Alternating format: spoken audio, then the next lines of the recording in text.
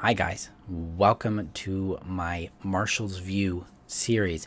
This series is in response to a request I received to about my own personal view on specific topics, including codependency, relationships, trauma, healing, narcissism, and that. So I will be sharing my views, my philosophy, how I approach these things, and my hope is that it will help you understand better where I come from, how I see things. You can use it to gauge whether or not I'm a good fit for the work you want to do in your world and thriving beyond codependency and coming to know, love, and live who you are, heal that trauma bond, or create happy relationships. And if you're new to me, I'm Marshall Berkshire. Welcome, because I'm excited that you're here. I help codependents rediscover their well-being and happiness. And that's my goal, because that's what I've done for myself. I am a former codependent. I grew up in a toxic family dynamic, had a combination of borderline personality disorder, schizophrenia, covert narcissism, and high levels of codependency. So I exited that and was able to actually heal and grow into who I am and who I want to be and discover more well-being and happiness for me in my life. And now I teach people how to do that for themselves based on my experience and also my formal training that I've done in trauma and relationship dynamics, emotional management. So this video series is about me sharing my points of view on various topics. So they're going to be split into different videos. So we're going to do topic number one here. Topic number one, which will be video number one, is codependency. I've got a little list of notes here to keep me on track. So my view on codependency is that it is a survival strategy. It is the way in which we survive neglect, abuse. We survived the enmeshment a lot of times unhealthy or abusive parents tend to do, where we become the parent to the parent. We are not nourished emotionally, physically, or relationally. We are not cared for in a way that helps us flourish as an individual and grow into our own autonomy, our own power, our own identity and individuality. Codependency is a means by which we try to get our needs met. We tried to create safety. We tried to understand and regulate the chaos that we were dealing with and the unreliability, the instability that was going on. So we tried to get our needs met in that, for safety, for connection, for identity, for being valued, for being protected, those kind of things. I do not see codependency as an identity. I don't see it as a disease. I don't see it as an addiction. I don't see it as a flaw in your character. It is a response to neglect and abuse, and it's how we navigated that in order to survive. It's based on a biological response called the freeze-fawn loop. Your body has 4 responses to a threat. It can fight it, it can flee from it, it can freeze and play dead, or it can fawn and appease that threat, trying to make itself appealing to it so it won't harm or kill it. Now, our brains make this decision for us. We don't get to make the decision if we're going to freeze, fawn, fight, or flight. It's done within the limbic system. It's automatic. It's the amygdala decides, if I can't defeat it, if I can't escape it, I'll freeze and then I'll fawn until I can get out of it. So codependency is a product of that biological response. Okay, item number 2 is attachment.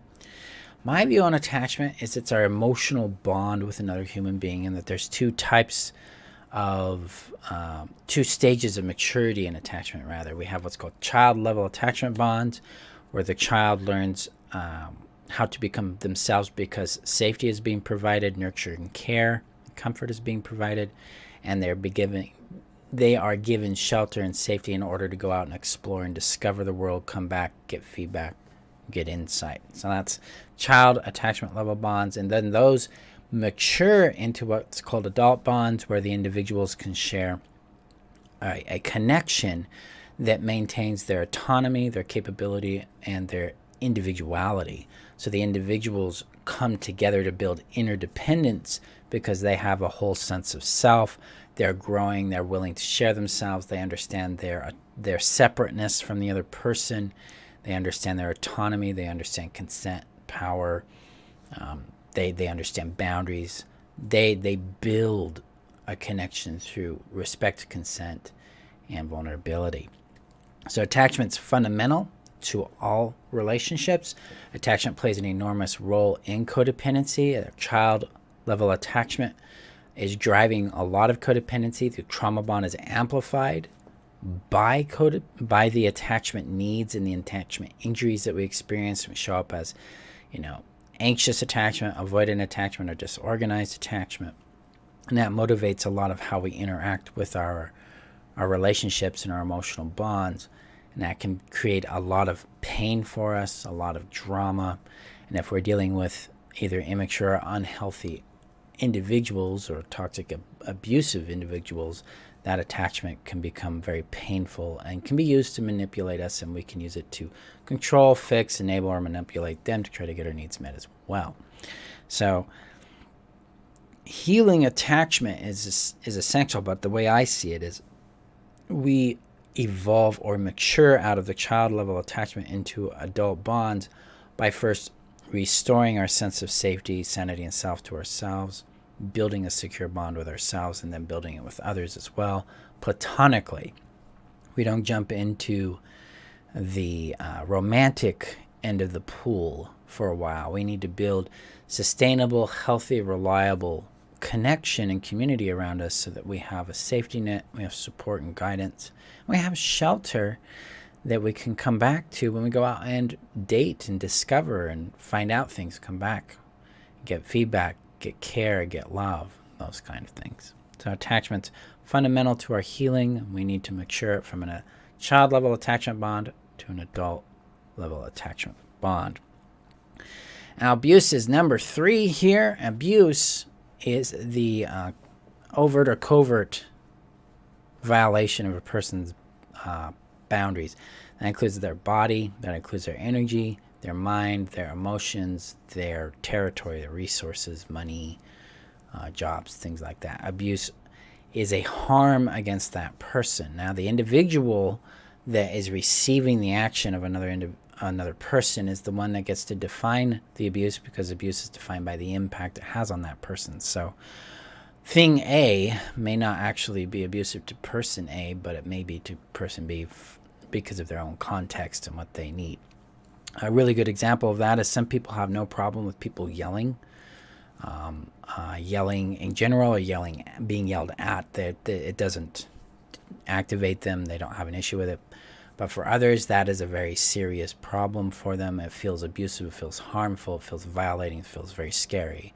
And so if an individual is yelling at this other individual, and if person A is yelling at person B and person B is like, no, please don't yell at me, this is really scary to me, person A continues to do that, they've entered the abusive realm. Person A is now harming that person because they have a conscious awareness of what's going on there.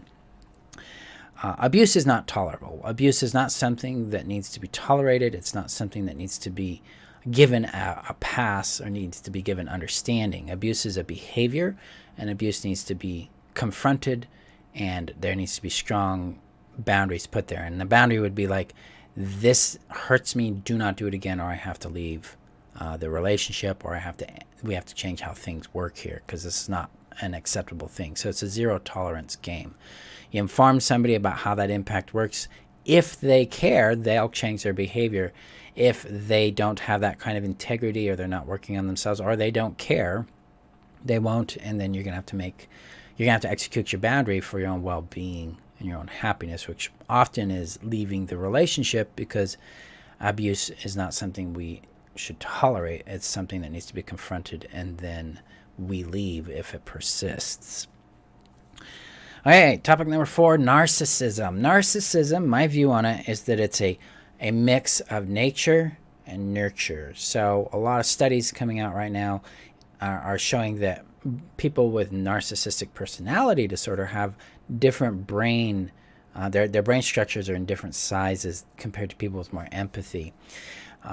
So there's a biological influence there. There is a nurture influence in how parents and culture enable the individual. They don't give them consequences, or they don't allow them to receive consequences so that they can learn.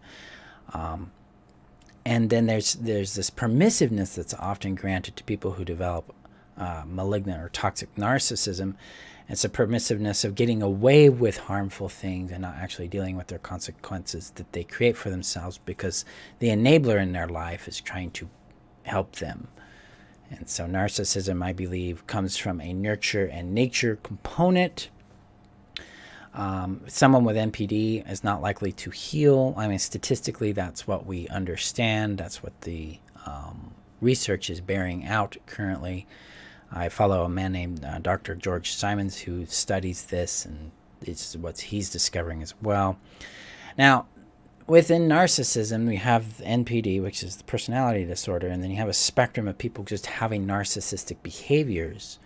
Narcissistic behaviors are behaviors that are harmful to a relationship, harmful to an individual, harmful to you, and they tend to come off as grandiose. They lack empathy, they lack accountability. They are expecting special treatment, things of like that. And these kind of behaviors and attributes or traits may not indicate that they're NPD specifically, but that they're somewhere on the spectrum. And then if the person's not willing to take accountability, that's the end of the game. You can't have a healthy relationship with someone who's not willing to take responsibility for their behaviors, to understand their impact on the other individual and empathize. So if you're interacting with someone who doesn't demonstrate empathy towards the impact they have on you, doesn't take accountability for their choices and actions, blames others chronically, you're dealing with someone that's going to harm your well-being and happiness because they don't have a respect for you. They only want what they want from you. I call it the cookie, which technically is called supply. Narcissism needs supply. They have a deep sense of shame and a lack of self, and they feed off the attention that other people give them. And they want that in order to feel alive, to feel real, to feel valid. And they're vampires that way. They harm the other individual to get that from them. Some of the more malicious narcissistic types will actually take joy and pleasure out of the harm they bring others. And some are more reactive in that spectrum and do not have access to their empathy. They have just a dominance of shame that they need to work out. And you cannot help them in that. That is something that they have to come to choose to work on. That's part of the accountability component. If they're not willing to be accountable, they will not change. So yeah, that's my view on narcissism, is that it's a nature-nurture result, and it is on the person with the narcissistic elements. It's fully 100% their responsibility to work that out. If they don't. That is not something we have in our power. I encourage you to move on from people who treat you that way, because it's only going to harm you. Because that's what they do. They'll love bomb you, and then they'll harm you. And healthy relationships do not do that. All right. So narcissism, then. This is number 5, relationships. I have a different point of view on relationships than a lot of people. I don't see relationships as having an intrinsic purpose or meaning to it. I think the couple, or how many ever people are in the relationship, are the ones that determine the purpose of the relationship. So there's a lot of talk out there that relationships are about polarity, relationships are about healing, relationships are about discovering yourself, relationships are about working out the past or working out your traumas, or relationships are about happiness or whatever. I don't believe that I don't have the right to define what a relationship means for someone. You define that purpose of a relationship.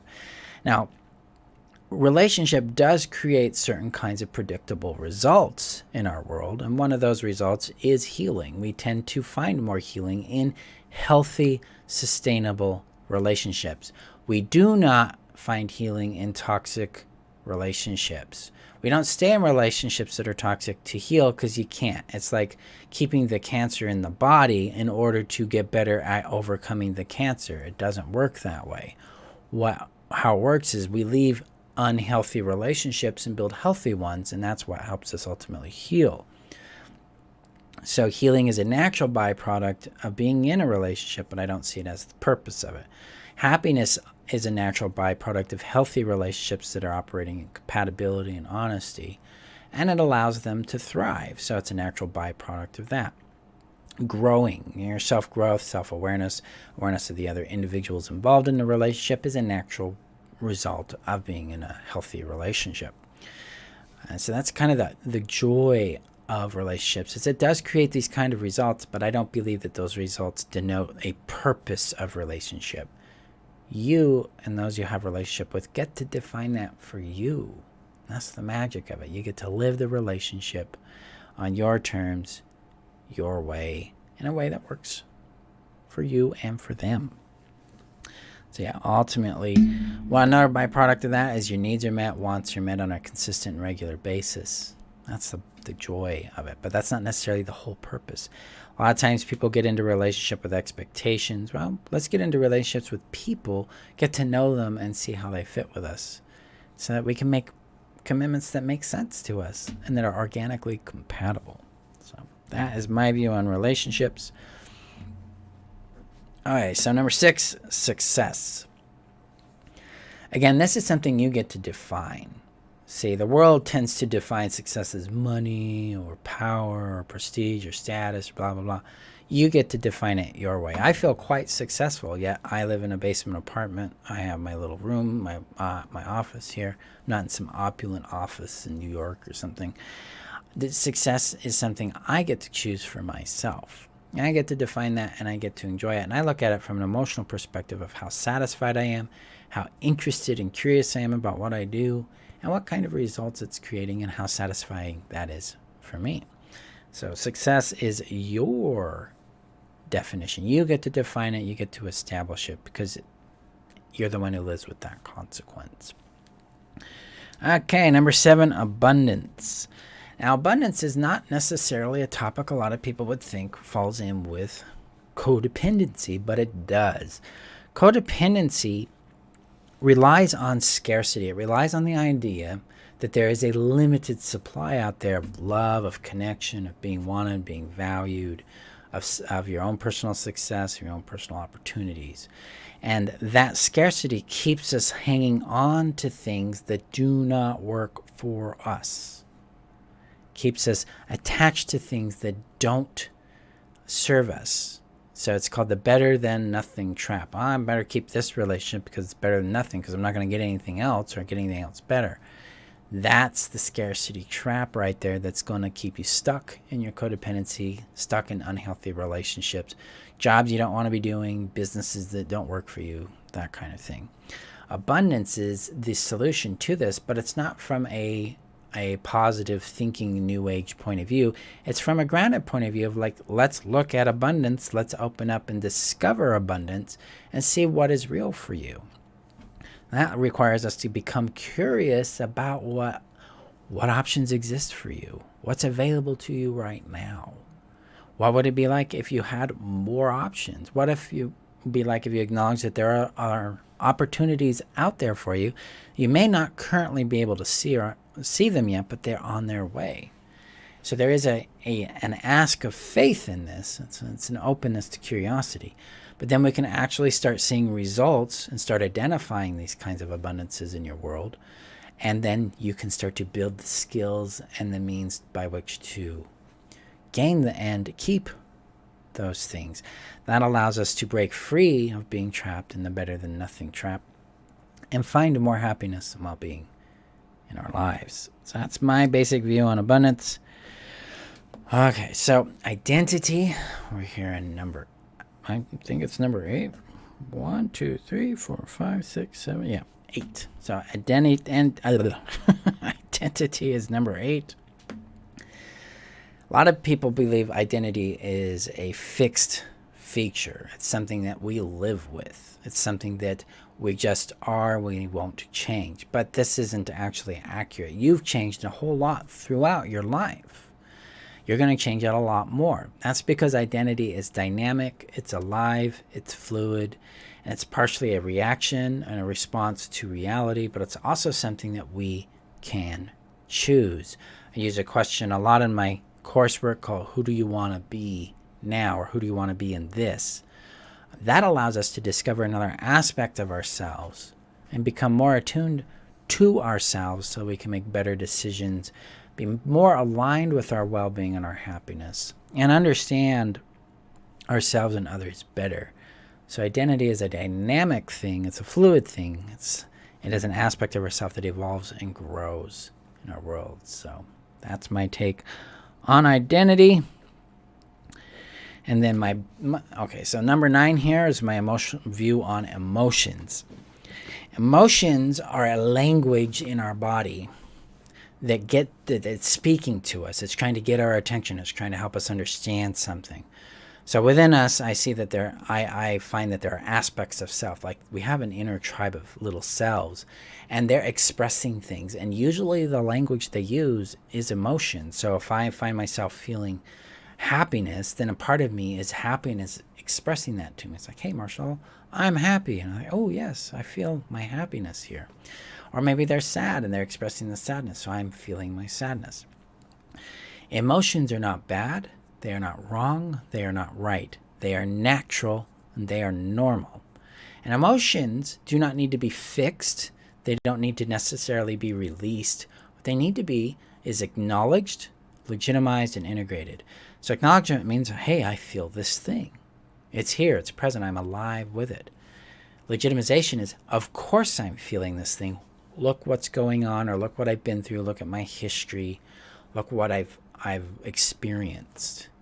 And integration is allowing the sensation to move through you and allowing your realization that what you feel makes sense, is logical, and has a premise of validity in your world to settle in. This is a psychosomatic tool called ALI, Acknowledge, Legitimize, and Integrate. It allows us to move through our emotions and integrate them in a way that allows us to thrive. Because what we feel isn't wrong. What we feel doesn't need to be fixed. It needs to be understood, it needs to be valued, and it needs to be allowed to integrate into who we are. If you want more assistance in understanding this, I highly recommend the Heal Yourself strategy, because that's where we go deep on moving through our trauma, and part of that is the ALI process. Okay, so number 10 here is trauma. My view on trauma is that it's a massive dysregulation of the nervous system in the body. It's a biological response to the threat of being killed or deeply harmed. And so trauma is all this stuck energy in the body because the body went into freeze and it wasn't allowed to thaw. It wasn't allowed to shake. It wasn't allowed to get out of that energy and do what it needed to do to feel safe again. Now, this is based on Peter Levine's work in trauma. It's where my training comes from. That's the basis of it. I have found that healing trauma requires two things. There's two specific needs that need to happen and help and for trauma to become healed or closed. That first need is the need for safety. Whatever is been removed or whatever took the safety away from us we need to address it and restore our safety. And sometimes that's being aggressive. Sometimes that's being fleeing from it. Sometimes that means killing the threat. But all of that needs to be done in a subconscious or guided imagery way, not in the real world, but within the imagination, within the body, and allowing the body to move through all the sensations and experiences it has as it works to restore its safety. And that leads us to the second need, which will be the need that it had before the trauma event occurred, which might be play, it might be creativity, it might be love, it might be attention, and we then fulfill that need internally, and that helps the trauma accomplish closure. So my view is that trauma can be resolved. It's been my experience that it can be resolved. I've done it with myself and with over 400 clients. And resolution means it no longer activates and no longer controls your world. It doesn't erase the event, but allows you to move on from it because you don't have the emotional experience in the way anymore. All right. And number 11 here is healing. Healing is a process of growth. It's emerging from state A into a different state, state B. And that is a growth. We outgrow or grow out of the previous state. That will require regulating our nervous system, reaching closure on traumas, opening up to different points of view, acknowledging, legitimizing, and integrating our emotions and our experiences valid and real and legitimate. And healing is really, who am I beyond the the pain? Who am I beyond this situation? And then normalizing into that new self while not denying what happened, but integrating the experience. So it's a very organic process. It's a process that requires persistence. And it's really, when you look at it from the angle of healing as growth, it's something we do all the time. So yeah, it's not something it's not about fixing. It's not a destination. It is about a practice. It's about lifestyle and becoming more and more who we are and more attuned and connected to ourselves and others. And then boundaries. Boundaries is one where I stand a little different than other people. So boundaries are not about controlling someone else's behavior. It's not about getting them to do something or not do something. It is solely about directing our behavior. Our boundaries are for us, not for them. Our boundaries direct us in what we do, not what they do. So if I have a boundary that says, hey, don't yell at me or I'm going to leave, the person yells at me, I leave. That's it. The boundary also elucidates or illuminates the reality of what this person is in my life. Do they respect my boundary? Do they value me? Are they showing up in a way that's loving and kind?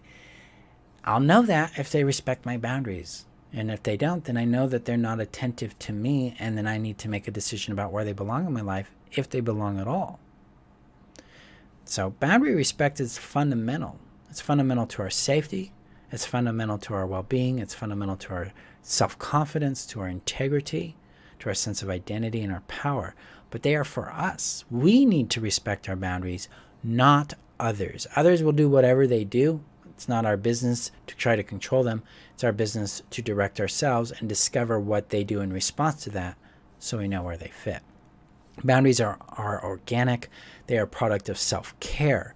Self-care is I value myself. I love who I am. I respect who I am. I'm attentive to my needs, wants, feelings, and capacities. And I am choosing my actions and making commitments based on those in ways that nurture and fulfill me. So boundaries are a product of understanding myself and understanding what works for me and what doesn't. Your boundaries are the same. This makes them organic. This makes them alive. This makes them a conscious current thing in your reality. So there we go. Those are those 12 elements or 12 views in this video. I'll be adding more as we go along. I thank you guys for showing up. I thank you for watching this. Let me know your thoughts and questions below in the comments. I appreciate you. Now, if you want to work with me, there's one specific way you can do that, and that is by joining my courses. If you want to learn more about that, check out the description above and Facebook below and YouTube. It's just paid courses, and then I offer free ones as well. And that's where you can work with me specifically, because every course I sell, the Heal Yourself strategy, the Know Yourself strategy, relationship essentials, all of those include twice a week live mentoring hours where you can meet with me personally. We can talk about your situation, get you guidance and support there. And we do this in a group format so you can get support with other students as well. So that's how you can work with me personally, is through my courses. Check those out. And yeah, there we go. Appreciate you again. Remember that you're worth knowing, loving, and keeping. And I will see you guys for our next video in Marshall's Views. Have a great day, guys.